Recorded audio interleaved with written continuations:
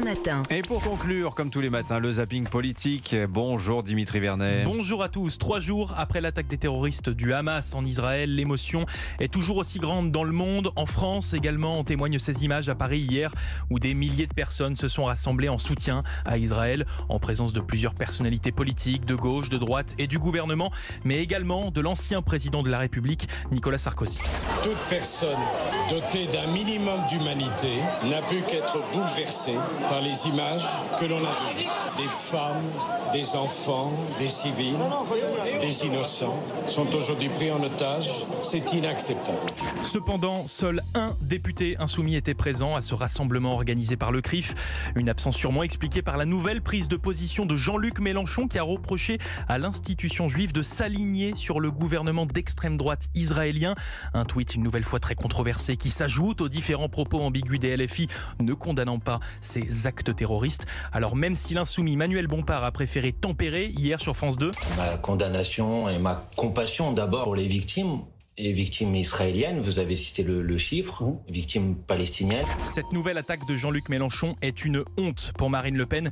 Elle était au micro de Sonia Mabrouk ce matin sur Europe. Mais la France insoumise a choisi le camp anti-république, que l'ensemble de la classe politique française, de manière unanime, ne condamne pas des actes terroristes aussi ignobles. Ça me sidère parce que, je vais vous dire, j'ai moi zéro complaisance à l'égard du terrorisme. Zéro. Propos partagés par le président de la Ligue internationale contre le racisme et l'antisémitisme, Mario Stasi. Il était votre invité, Dimitri, ce matin.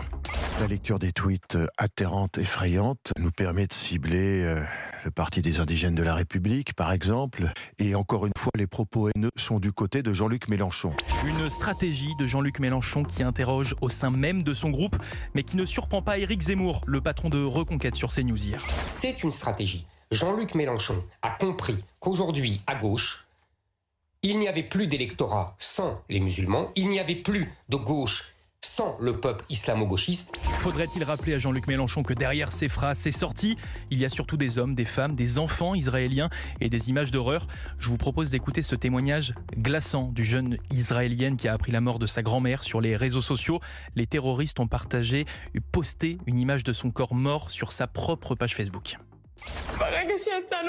Lorsque nous sommes partis, ma tante a appelé ma mère. Elle lui a dit « Va sur Facebook, va sur Facebook ». Et nous avons vu l'horreur. Vous ne pouvez pas vous imaginer. Elle était là, par terre, couverte de sang.